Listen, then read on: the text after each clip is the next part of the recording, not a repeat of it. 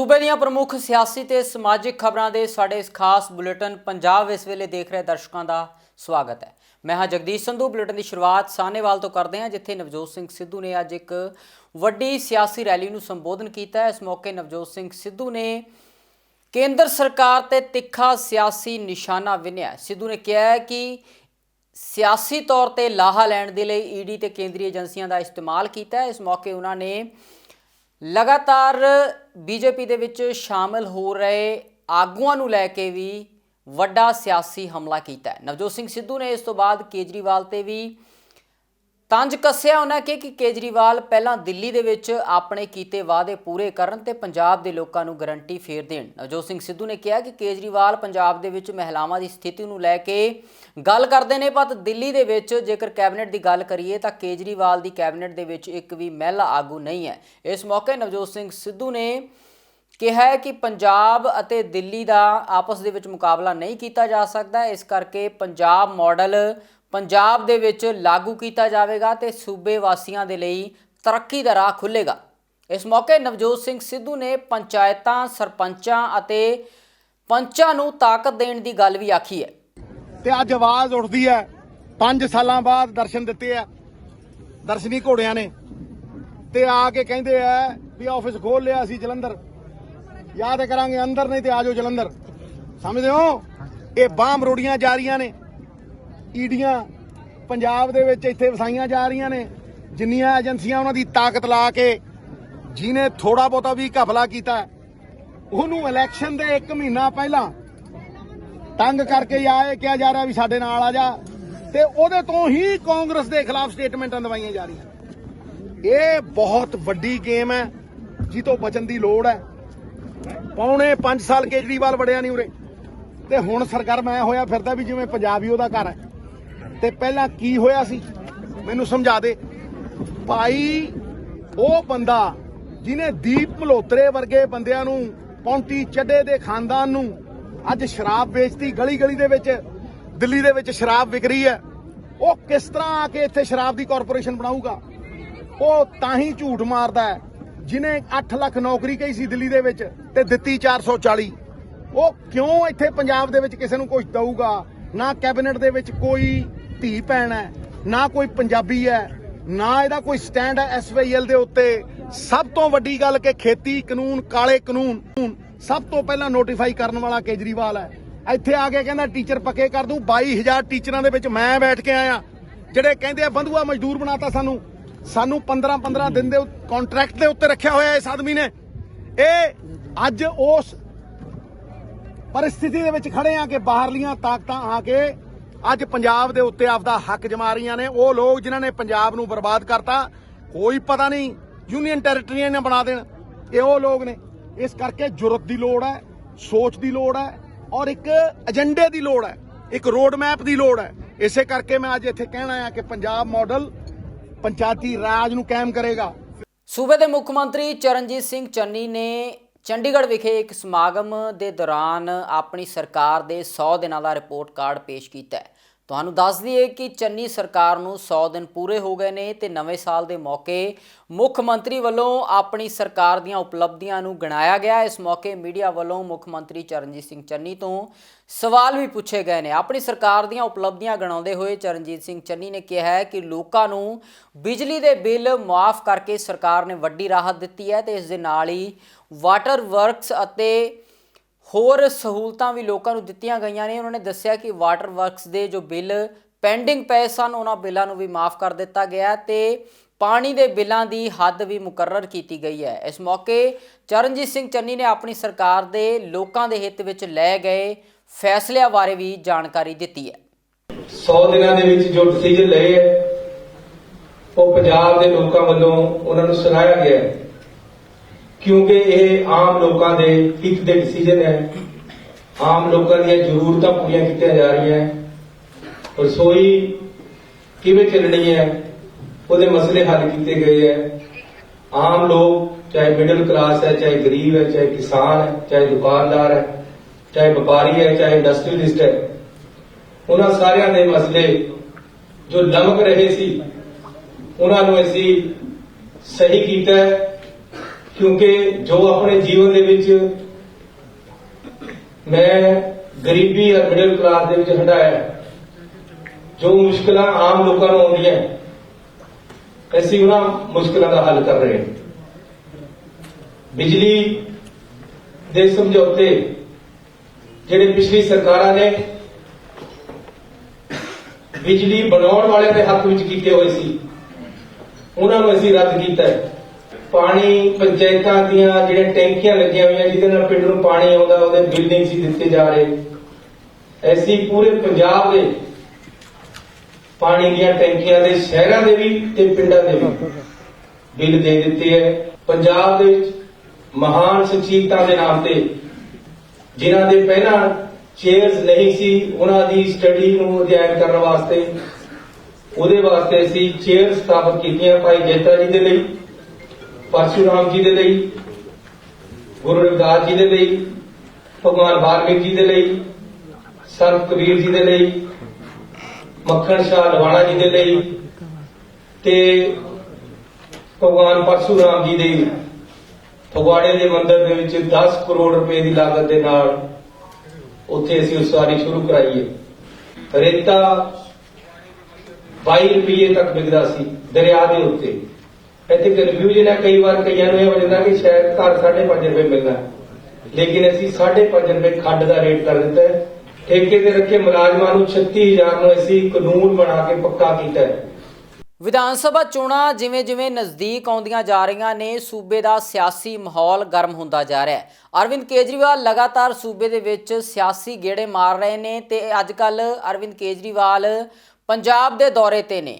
ਪਟਿਆਲਾ ਤੋਂ ਬਾਅਦ ਅਰਵਿੰਦ ਕੇਜਰੀਵਾਲ ਅੰਮ੍ਰਿਤਸਰ ਵਿਖੇ ਪਹੁੰਚੇ, ਜਿੱਥੇ ਉਹਨਾਂ ਨੇ ਬੱਚਿਆਂ ਨੂੰ ਪੜ੍ਹਾਈ ਦੀ ਗਰੰਟੀ ਦਿੱਤੀ ਹੈ। ਅਰਵਿੰਦ ਕੇਜਰੀਵਾਲ ਨੇ ਪਹਿਲਾਂ ਵੀ ਪੰਜਾਬੀਆਂ ਨੂੰ ਗਰੰਟੀਆਂ ਦਿੱਤੀਆਂ ਨੇ ਤੇ ਅੱਜ ਉਹ ਇੱਕ ਧਾਰਮਿਕ ਸਥਾਨ ਤੇ ਅੰਮ੍ਰਿਤਸਰ ਵਿਖੇ ਨਤਮਸਤਕ ਹੋਏ। ਭਗਵਾਨ ਵਾਲਮੀਕੀ ਤੀਰਥ ਪਹੁੰਚੇ, ਜਿੱਥੇ ਉਹਨਾਂ ਨੇ ਨਤਮਸਤਕ ਹੋ ਕੇ ਸ਼ਰਧਾਲੂਆਂ ਦੇ ਨਾਲ ਗੱਲਬਾਤ ਕੀਤੀ ਹੈ ਤੇ ਉੱਥੇ ਮਹਾਂਪੁਰਸ਼ਾਂ ਦਾ ਆਸ਼ੀਰਵਾਦ ਵੀ ਲਿਆ। ਇਸ ਤੋਂ ਪਹਿਲਾਂ ਵੀ ਅਰਵਿੰਦ ਕੇਜਰੀਵਾਲ ਪਟਿਆਲਾ ਵਿਖੇ ਵੀ ਧਾਰਮਿਕ ਸਥਾਨ ਤੇ ਨਤਮਸਤਕ ਹੋਏ ਸਨ ਤੇ ਅੱਜ ਵੀ अरविंद केजरीवाल धार्मिक स्थान ते नतमस्तक होंदे हुए नजर आए ने। सफाई कर्मचारी जो कि आज बहुत कठिन परिस्थितियों में काम करते हैं, कच्चे हैं, उनकी नौकरी का आज नहीं पता, उनको ठेकेदार तरह तरह से शोषित करते हैं। हमारी सरकार बनने पर सफाई कर्मचारियों को पक्का किया जाएगा और उनको सारी सहूलियतें दी जाएगी। और चौथी चीज, वो जो सीवर के अंदर आज भी घुस के खुद हाथ से साफ करते हैं विदाउट किट 21वीं सदी में हम लोग चले गए। ऐसे में मजबूरी के अंदर लोगों को आज भी सीवर के अंदर खुद घुस के ये काम करना पड़े, ये सही नहीं है। गैस बनती सर मौत। हमने दिल्ली में उन लोगों को एससी भाईचारे के लोगों को मशीनें खरीद के दी हैं, उन्होंने अपनी मशीनें खरीद के अपना बिजनेस शुरू कर लिया। ऐसे ही हम पंजाब के अंदर भी तो बेरोजगार भी नहीं हुए।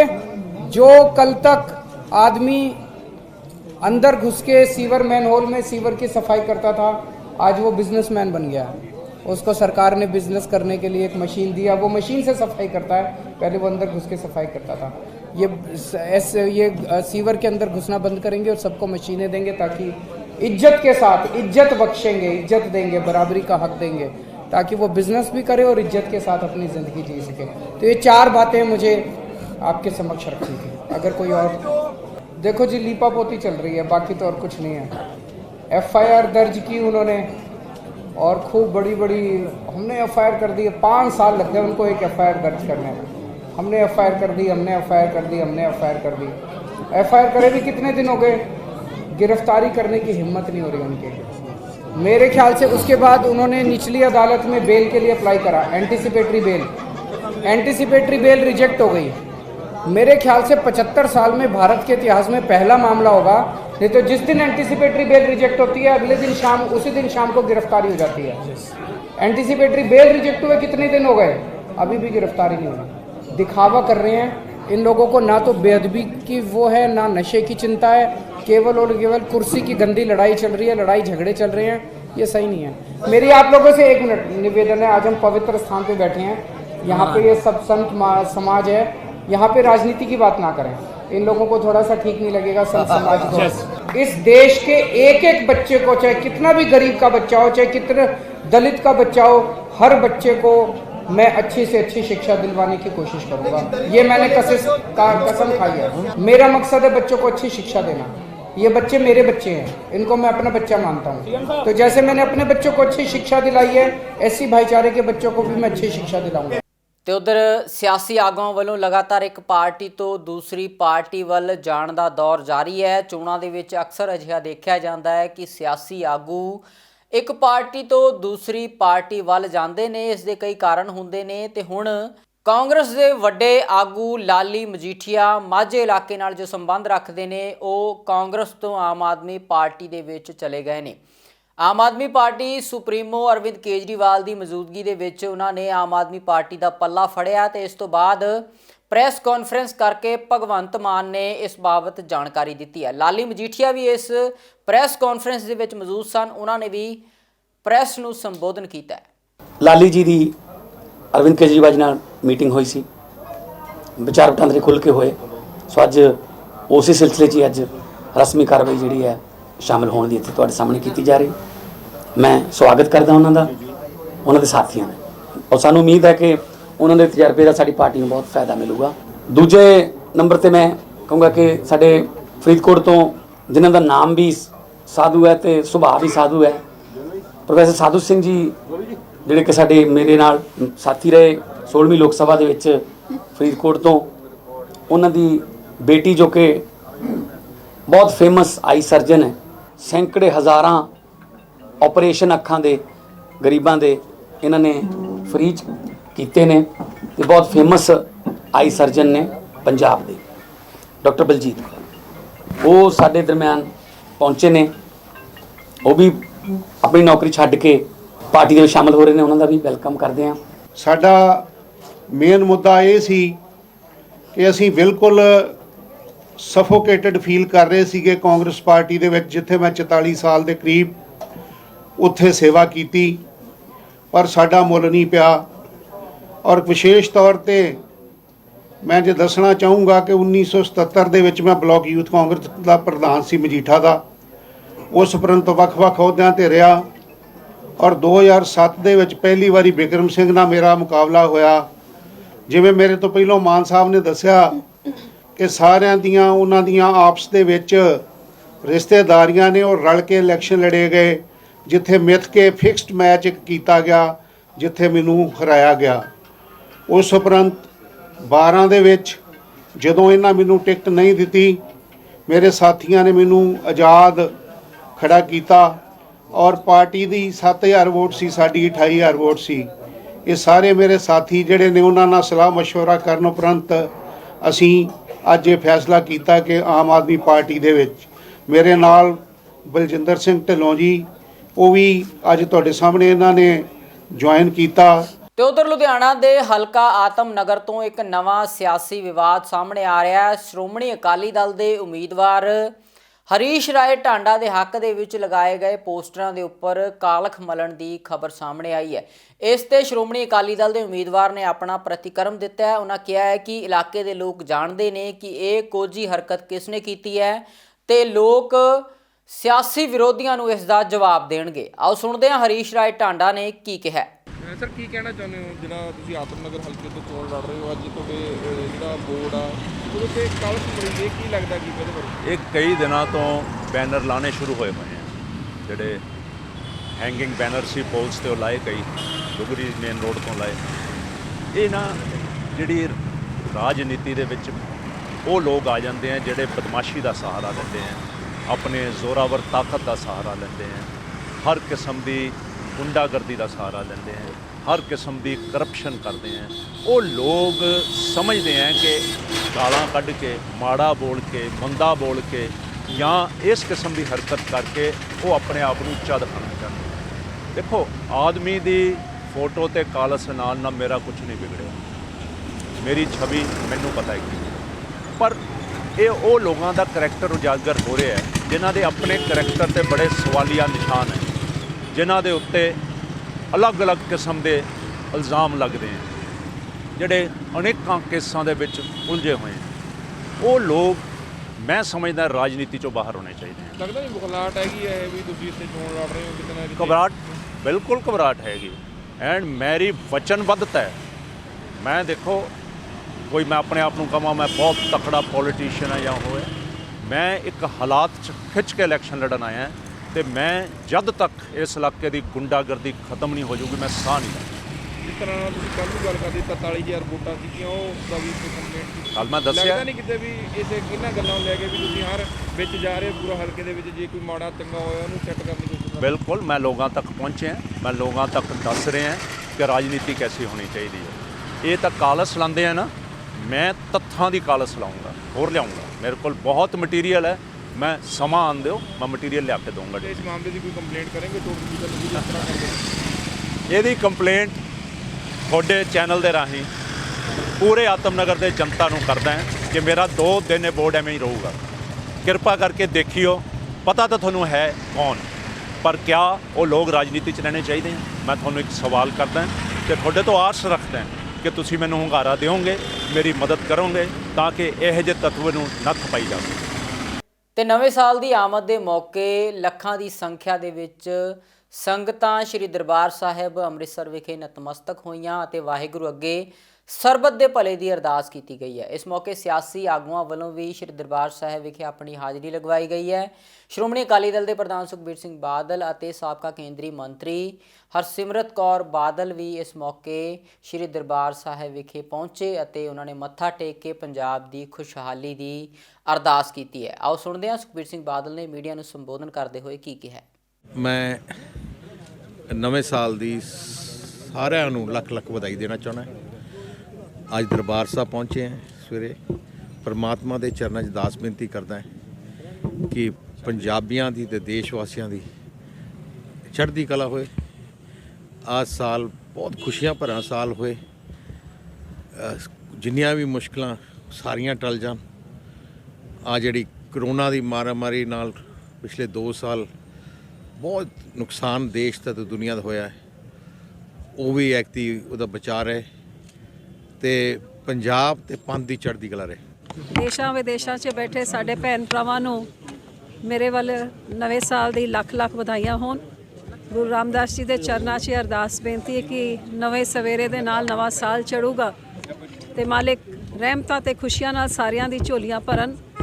ਸਾਡੇ ਪੰਜਾਬ ਨੂੰ ਜਿਹੜਾ ਪਿਛਲੇ ਸਮੇਂ 'ਚ ਔਖਾ ਸਮਾਂ, ਕਿਸਾਨੀ ਅੰਦੋਲਨ, ਕਰੋਨਾ ਦੀ ਮਹਾਮਾਰੀ, ਬਹੁਤ ਲੋਕਾਂ ਦਾ ਨੁਕਸਾਨ ਹੋਇਆ ਹੈ, ਤਕਲੀਫਾਂ ਸਹੀਆਂ ਨੇ ਤੇ ਇਸ ਨਵੇਂ ਸਾਲ ਦੇ ਨਾਲ ਸਾਰੀ ਤਕਲੀਫਾਂ ਦਾ ਨਾਸ਼ ਕਰਕੇ ਗੁਰੂ ਸਾਹਿਬ ਸਾਰਿਆਂ ਦੀ ਝੋਲੀਆਂ ਖੁਸ਼ੀਆਂ ਨਾਲ।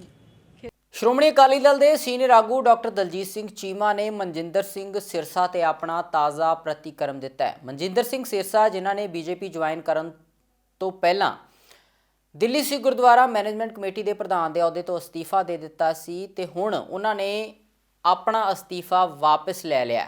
ਇਸ ਤੇ ਪ੍ਰਤੀਕਰਮ ਦਿੰਦਿਆਂ ਡਾਕਟਰ ਦਲਜੀਤ ਸਿੰਘ ਚੀਮਾ ਨੇ ਬੀਜੇਪੀ ਉੱਪਰ ਕੋਝੀਆਂ ਹਰਕਤਾਂ ਕਰਨ ਦੇ ਇਲਜ਼ਾਮ ਲਗਾਏ ਨੇ। ਬੜੇ ਅਫਸੋਸ ਦੀ ਗੱਲ ਹੈ ਕਿ ਕੇਂਦਰ ਸਰਕਾਰ ਦੀ ਸ਼ਹਿਰ ਦੇ ਉੱਤੇ ਅੱਜ ਇੱਕ ਵਾਰੀ ਫਿਰ ਦਿੱਲੀ ਕਮੇਟੀ ਉੱਤੇ ਸਰਦਾਰ ਮਨਜਿੰਦਰ ਸਿੰਘ ਸਿਰਸਾ ਦਾ ਕਬਜ਼ਾ ਕਰਾਉਣ ਦੀ ਕੋਸ਼ਿਸ਼ ਕੀਤੀ।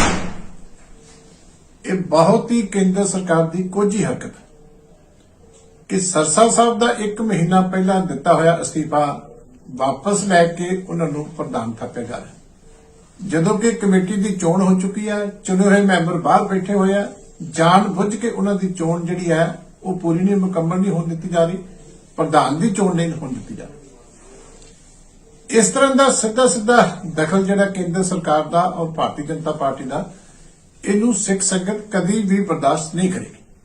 ਮੈਂ ਕੇਂਦਰ ਸਰਕਾਰ ਨੂੰ ਕਹਿਣਾ ਚਾਹੁੰਦਾ ਕਿ ਇਹ ਚੀਜ਼ਾਂ ਸ਼ੋਭਾ ਨਹੀਂ ਦਿੰਦੀਆਂ। ਹਾਊਸ ਚੁਣਿਆ ਗਿਆ, ਮੈਂਬਰਾਂ ਦਾ ਅਧਿਕਾਰ ਹੈ ਉਹ ਜਿਹਨੂੰ ਮਰਜ਼ੀ ਪ੍ਰਧਾਨ ਚੁਣ, ਲੇਕਿਨ ਕਿਸੇ ਵੀ ਤਰੀਕੇ ਸਿਰਸਾ ਸਾਹਿਬ ਦਾ ਕਬਜ਼ਾ ਨਹੀਂ ਕਰਾਇਆ ਜਾਣਾ ਚਾਹੀਦਾ। ਦੇਸ਼ ਵਿੱਚ ਕਰੋਨਾ ਕੇਸਾਂ ਦੇ ਵਿੱਚ ਇੱਕ ਵਾਰ ਫੇਰ ਤੋਂ ਵਾਧਾ ਦੇਖਣ ਨੂੰ ਮਿਲ ਰਿਹਾ ਹੈ।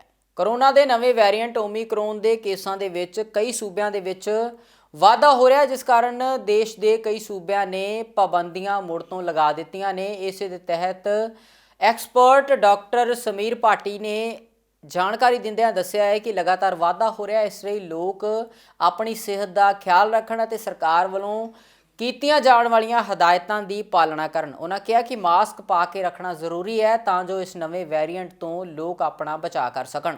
इस मौके उन्होंने लोगों को भीड़ भड़के वाली जगह ते जाण तो गुरेज करने की सलाह भी दी है। देखिए, इसमें एक चीज़ हमें समझने वाली बात है कि जो कोविड-19 हमारा वायरस है, वायरस तो सेम है पर वायरस अपनी रूप स्वरूप बदलता जा रहा है। जिस तरह से अभी तक हम देख चुके हैं कि टोटल 5 वेरिएंट ऑफ कंसर्न हो चुके हैं ओमिक्रॉन को मिला के, अल्फ़ा, बीटा, गामा, डेल्टा और अभी ये ओमिक्रॉन। तो ये ओमिक्रॉन कोविड का ही एक नया स्वरूप है जो कि ज़्यादा संक्रामक है, वो तेज़ गति से फैल रहा है और जिससे देखा भी गया है कि काफ़ी जगह राज्यों ने बोलना शुरू कर दिया है कि वहाँ पर कम्युनिटी ट्रांसमिशन होना शुरू हो गया है।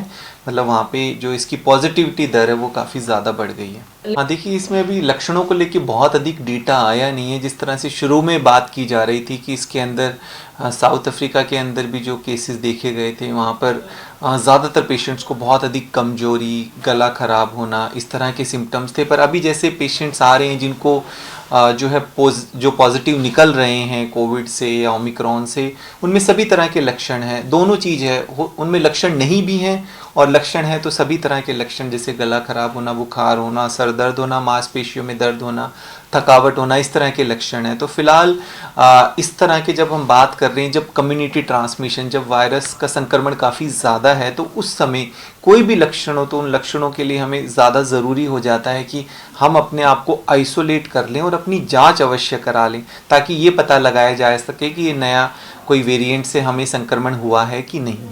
सूबे दीयां प्रमुख सियासी खबरां दे इस खास बुलेटिन दे विच फिलहाल इन्ना ही। हुण मैनूं दिओ इजाजत। धन्नवाद।